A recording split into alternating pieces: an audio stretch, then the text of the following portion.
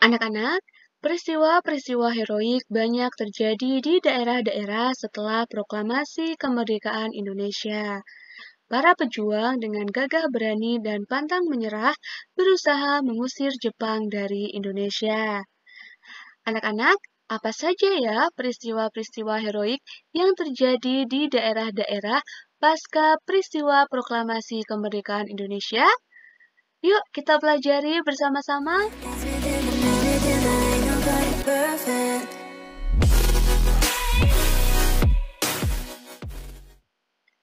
Halo anak-anak, Assalamualaikum warahmatullahi wabarakatuh.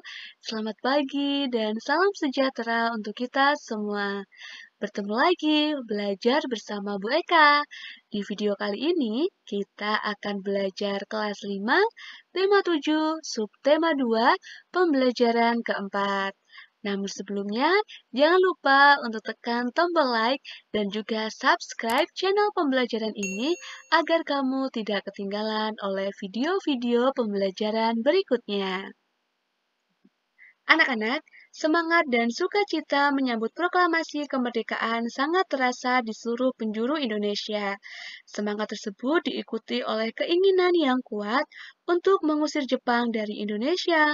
Seberapapun kuatnya tentara Jepang yang dipersenjatai lengkap serta modern, tidak menyurutkan nyali dan tekad pejuang-pejuang Indonesia.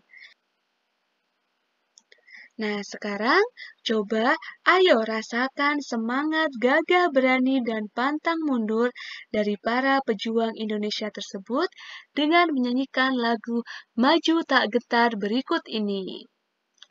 Anak-anak, lagu Maju Tak Gentar ini diciptakan oleh C. Simanjuntak. Kita nyanyikan bersama-sama ya. 1, 2, 3. Maju tak gentar, membela yang benar. Maju tak gentar, hak kita diserang. Maju serentak, mengusir penyerang. Maju serentak, tentu kita menang. Bergerak, bergerak, serentak, serentak, menerkam, menerjang, terjang. Tak gentar, menyerang, menyerang, majulah, majulah, menang. Anak-anak, sejak pembacaan teks proklamasi oleh Soekarno-Hatta, gaung proklamasi terdengar di mana-mana. Namun, belum lama menikmati kemerdekaannya, bangsa Indonesia sudah dihadapkan dengan perjuangan mempertahankan kemerdekaan. Perjuangan itu dikarenakan karena Belanda ingin kembali menjajah Indonesia lagi. Belanda datang ke Indonesia dengan membonceng tentara sekutu pimpinan Inggris. Akibatnya, pertempuran terjadi di mana-mana. Anak-anak, ketika bangsa Indonesia memproklamasikan kemerdekaannya, banyak pihak asing yang tidak menyetujuinya. Pihak-pihak asing tersebut antara lain yaitu sekutu, terutama Belanda dan Inggris. Demikian pula dengan Jepang. Banyak tentara Jepang yang masih tersisa di Indonesia belum mengetahui jika mereka telah kalah dan menyerah kepada sekutu. Anak-anak, Belanda datang kembali dengan membonceng Inggris. Nah, Inggris ini merupakan perwakilan sekutu di Asia Tenggara. Tentara Inggris ini diberi nama Avney di bawah pimpinan Jenderal Sir Philip Christison. Inggris bertugas melucuti senjata tentara Jepang yang masih ada di Indonesia serta membebaskan tawanan perang sekutu. Namun, kedatangan Inggris yang ternyata juga diboncengi oleh tentara sipil Belanda yang disebut Nica, ditentang oleh rakyat dan juga pemerintah Indonesia. Anak-anak, perjuangan rakyat Indonesia mempertahankan Indonesia ini ditempuh melalui dua cara. Yang pertama yaitu melalui perlawanan fisik atau perjuangan fisik, dan yang kedua melalui perjuangan diplomasi. Nah, perlawanan fisik ini dilakukan melalui kontak senjata, sedangkan perjuangan diplomasi ini yaitu perjuangan dengan diplomasi melalui meja-meja perundingan.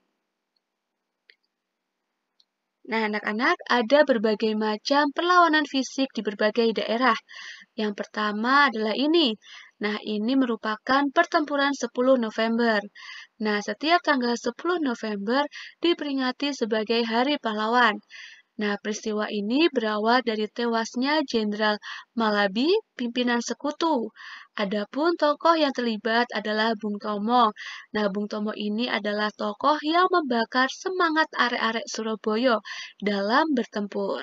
Kemudian tokoh berikutnya ada Gubernur Suryo dan juga Kolonel Sungkono. Nah, ini adalah peristiwa Palagan Ambarawa. Terjadi pada tanggal 15 Desember 1945 di daerah Ambarawa, Jawa Tengah. Kemudian, setiap tanggal 15 Desember diperingati sebagai Hari Infanteri Nasional. Nah, tokoh yang terlibat dalam peristiwa ini antara lain adalah Kolonel Isdiman dan juga Kolonel Sudirman. Yang berikutnya, anak-anak, ini adalah peristiwa Bandung Lautan Api. Nah, peristiwa ini terjadi pada tanggal 23 Maret 1946. Insiden ini bermula dari ultimatum sekutu yang meminta senjata yang diperoleh dari tentara Jepang untuk diserahkan kepada sekutu. Tokoh yang terlibat antara lain adalah Muhammad Toha, Abdul Haris Nasution, dan juga Suryadi Suryadharma. Peristiwa heroik berikutnya adalah pertempuran Medan Area. Nah, ini terjadi pada tanggal 10 Desember 1945 karena orang-orang Belanda menginjak-injak bendera merah putih. Tokoh yang terkenal adalah Ahmad Tahir. Kemudian yang berikutnya ini adalah serangan umum 1 Maret. Peristiwa ini dipicu Belanda yang menduduki kota Yogyakarta dan mempropagandakan bahwa TNI telah hancur. Tokoh yang terlibat antara lain adalah Letkol Soeharto dan Sultan Hamengkubuwono IX. Anak-anak, selain melalui perjuangan fisik, perjuangan mempertahankan kemerdekaan Indonesia juga ditempuh melalui meja-meja perundingan. Ya, di antaranya yang pertama ada Perundingan Linggarjati. Nah, Perundingan Linggarjati ini diadakan pada tanggal 10 November 1946 di Linggarjati, Cirebon, Provinsi Jawa Barat, di mana wakil Indonesia yaitu diwakili oleh Sultan Syahrir, sedangkan wakil dari Belanda yaitu Profesor Sermerhon. Nah, hasil dari perundingan Linggarjati ini yang pertama yaitu Belanda hanya mengakui kekuasaan Republik Indonesia atas Jawa, Madura, dan juga Sumatera.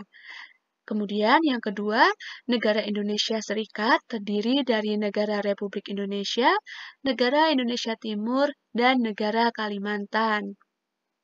Kemudian, isi perundingan yang ketiga, negara Indonesia Serikat dan Belanda merupakan satu uni dengan nama Uni Indonesia Belanda yang diketuai oleh Ratu Belanda. Namun, pada akhirnya Belanda ini mengingkari perjanjian ini dan melancarkan agresi militer Belanda I pada tanggal 21 Juli 1947. Perjuangan diplomasi yang berikutnya yaitu Perundingan Renville.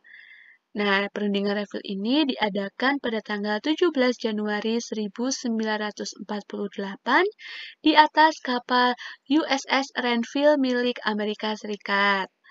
Nah, wakil Indonesia yaitu Perdana Menteri Amil Syarifuddin, kemudian wakil Belanda yaitu Abdul Qadir Widjojoatmojo. Nah, anak-anak, Abdul Qadir Widjojoatmojo ini sebenarnya adalah orang Indonesia, namun beliau membelot ke Belanda.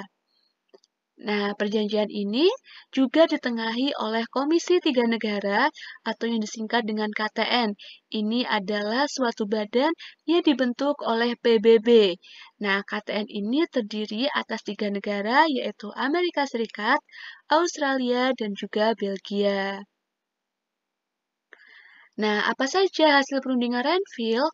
Yang pertama yaitu Belanda hanya mengakui daerah Republik Indonesia atas Jawa Tengah, Yogyakarta, sebagian kecil Jawa Barat, dan Sumatera.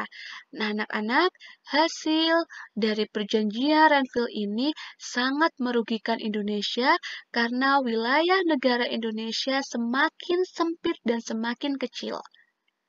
Hasil perundingan yang kedua yaitu semua pasukan Republik Indonesia harus ditarik mundur dari wilayah-wilayah yang diduduki oleh Belanda.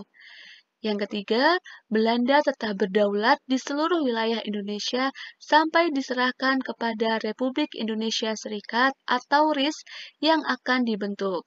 Namun, Belanda lagi-lagi mengingkari perjanjian Renville dan melakukan agresi militer Belanda II pada tanggal 19 Desember 1949.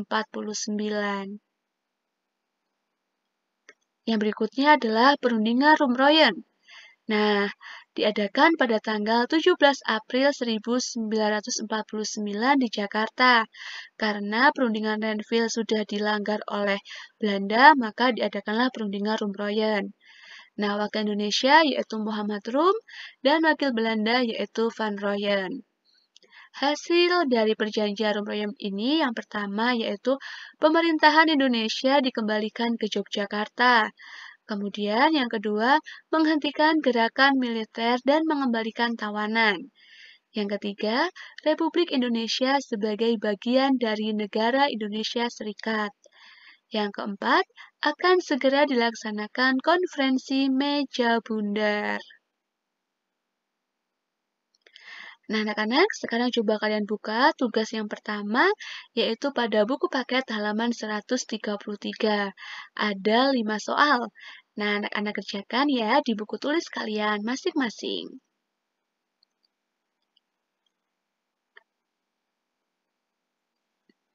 Anak-anak, perjuangan mempertahankan kemerdekaan Indonesia dapat kita rangkum sebagai berikut, yaitu melalui perjuangan fisik dan juga perjuangan diplomasi. Melalui perjuangan fisik, ada peristiwa pertempuran 10 November, kemudian pertempuran Ambarawa, Bandung Lautan Api, pertempuran Medan Area, dan juga serangan umum 1 Maret. Sedangkan perjuangan diplomasi ditempuh melalui perjanjian Linggarjati, perjanjian Renville, perjanjian Rumroyen, dan juga konferensi meja bundar yang akan dilaksanakan setelah perjanjian Rumroyen selesai.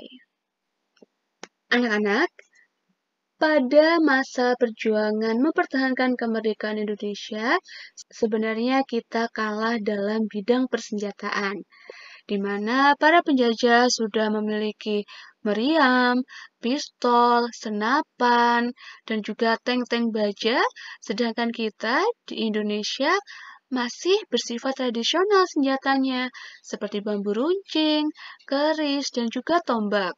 Nah, jika memakai senapan api, itu pun juga hasil dari rampasan anak-anak. Nah, anak-anak, masih ingatkah kamu dengan apa itu penguapan? Ya, penguapan adalah peristiwa perubahan wujud benda dari cair menjadi gas. Contoh lain perubahan wujud benda karena penguapan adalah sebagai berikut ini. Yang pertama yaitu bensin dibiarkan di tempat terbuka lama-lama akan habis. Kemudian minyak kayu putih dibiarkan di dalam botol yang terbuka, dalam waktu yang lama juga akan berkurang isinya. Yang ketiga, baju basah akan kering ketika dijemur di bawah panas matahari. Nah, anak-anak, demikianlah tadi pembelajaran kita pada hari ini. Nah, ini dia latihan soal untuk hari ini. Ada 15 soal ya, anak-anak. Ini soal nomor 1 sampai 10, dan yang ini soal nomor 11 sampai 15. Baiklah anak-anak, kita bertemu lagi di pembelajaran berikutnya ya. Jangan lupa latihan soalnya dikerjakan dan dikirimkan ke guru kalian masing-masing. Sampai jumpa di pertemuan berikutnya.